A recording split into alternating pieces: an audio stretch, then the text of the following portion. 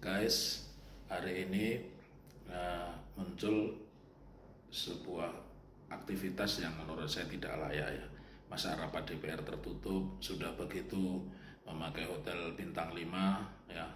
Dan yang menyakitkan itu hari ini dijaga Kopassus itu mengutip pernyataan dari Puan Maharani. Guys, RUU tentang TNI itu kalau di dalam bahasanya anak muda Jakarta itu maruk ya. Maruk itu dari bahasa Jawa kemaruk. Kemaruk itu dikasih 1 minta 2, dikasih 2 minta 4 dan seterusnya. Kita sepil ya guys. Dari semula 10 yang sudah ada di Undang-Undang TNI lama, nah sekarang mereka minta tambah tadinya 5, sekarang jadi 6 guys. Tambahnya 6 kita sepil ya. 1, kelautan dan perikanan, kemudian yang kedua Badan Nasional Penanggulangan Bencana, kemudian Badan Nasional Pemberantasan Terorisme ya, kemudian Keamanan Laut, Kejaksaan Agung, BNPB, itu Badan Nasional Pengelolaan Pulau-Pulau Terluar, ini di bawah Kemendagri, ada 8 jabatan itu di BNPB itu sendiri. Jadi menurut saya, 1, pemerintahan Prabowo ini inefisien karena menterinya begitu banyak. Sudah menterinya begitu banyak, wakil menterinya banyak, bahkan ada wakil menteri koordinatornya juga banyak, ditambah staf khususnya banyak ya.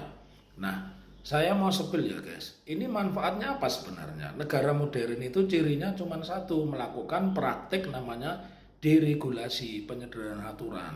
Kalau banyak aturan itu namanya regulasi. Kemudian yang kedua, untuk efisiensi menurut saya, karena negara kita ini negara kepulauan, negara kontinental, mestinya tentara itu memperkuat 1, kekuatan udaranya, memperkuat angkatan lautnya, ya memperkuat daerah-daerah perbatasan, sebagaimana Malaysia di perbatasannya dengan Patani dan Penang itu dibuat sama-sama maju begitu. Kalau Thailand bikin ini, Malaysia bikin itu, yang terjadi ini kan lebih banyak kepada bagaimana mereka menduduki jabatan-jabatan sipil. Jadi ini orientasinya bukan orientasi untuk menjaga kedaulatan sebagaimana tugas dari tentara, bukan bagaimana mencegah infiltrasi asing baik lewat laut ya, lewat udara, lewat darat ya, atau alih-alih membebaskan laut ini dari pemagaran. Jadi ini lebih banyak kepada penguasaan aspek-aspek yang memiliki nilai ekonomis, jadi sama sekali bukan domain tentara. Saya sebagai orang yang dibesarkan di lingkungan tentara ya tentu sangat kecewa. Dan Anda harus tahu 1987 saya itu pernah menyerbu posko Menwa UNS karena arogansi ya. Kami ini kan banyak di antara mahasiswa hukum saat itu kan anaknya tentara, kita justru protes ya. Nah, kembali kenapa kita harus menolak duifungsi TNI dan multifungsi polisi? Karena yang pertama, tidak usah duifungsi saja, tentara ini di beberapa tempat sudah arogan. Bayangkan yang terjadi, polisi ditembak karena mau menangkap atau membubarkan sabung judi ayam. Kemudian yang kedua, bagaimana mereka ini kebanyakan, ada beberapa, mungkin dikoreksi bukan kebanyakan, ada beberapa yang bekerja sebagai debt collector dan terang-terangan merampok. Yang terjadi yang baru saja itu di Tangerang kan mereka menembak pemilik rental mobil di tempat umum ya, di tempat umum, di minimarket itu namanya tempat umum. Kemudian yang baru saja terjadi di Sumatera Utara, mereka ngambil mobil dari test drive, dari dealer, dan ditembak. Konyol. Dan kita banyak serangkaian peristiwa-peristiwa itu, bukan hanya yang hari ini di mana tentara menembak 3 anggota polisi. Sebelumnya juga di Surakarta juga ada laskar membebaskan justru ditembak, dan pelakunya juga mereka, hukumannya cuma beberapa bulan. Jadi dari fakta-fakta ini yang paling benar itu tentara itu menjadi profesional itu tadi, dia mengelola perbatasan, bikin pertahanan di perbatasan itu yang bagus, bikin angkatan laut itu bahasa Jawanya yang menjaji berharga. Kapalnya kalau ada kapal Vietnam, kapal Cina yang nyolong bisa dikejar. Angkatan udaranya juga punya pesawat tapi punya senjata.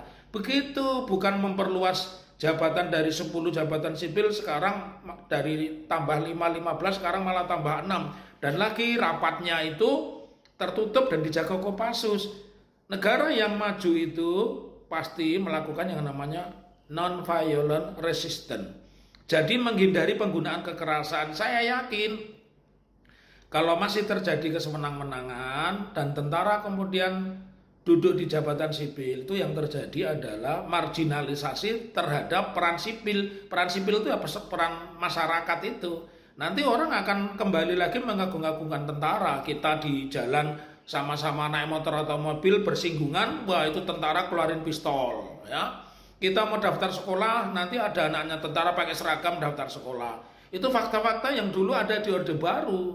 Saya yang hidup di lingkungan tentara saja malu, ya. Makanya tidak ada anaknya yang jadi tentara atau jadi polisi, guys. Jadi harus kita tolak militerisasi atau duifungsi itu ya dihidupkan kembali. Itu namanya pengkhianatan terhadap reformasi, ya. Jadi patutlah kita menduga Prabowo ini hanya kelanjutan dari Jokowi, dan mereka oligarki ini nanti akan ada di dua kaki, satu kaki tentara, satu kaki polisi. Mestinya kalian itu malu, ya, bukan menangkap tentara-tentara Cina yang menyamar jadi buruh, bukan menangkap penyelundup yang masuk membawa bertonton narkoba, bukan menangkap yang menyebabkan nelayan kita tidak bisa menangkap ikan karena sudah dijejali oleh kapal-kapal asing, dan ketika kita mengejar kita nggak bisa karena kapal kita sudah uzur. Begitu ya guys, tetap tolak duifungsi TNI dan juga tolak yang namanya multifungsi. Dan kepada Pak Kasat, Anda ini salah kaprah, Anda itu dihidupi oleh APBN. Nggak ada BRI itu yang dibiayanya bukan APBN. Jadi Anda sekolah biaya APBN, Anda tidur, Anda pergi, Anda sakit, Anda piknik, mobil Anda. Jadi kalau mengatakan itu kampungan, ya kampungan itu ya Kasat itu. Salam akal waras, jangan takut mengkritik tentara. Karena semua warga negara bersamaan kedudukannya di depan hukum dan pemerintahan. Merdeka!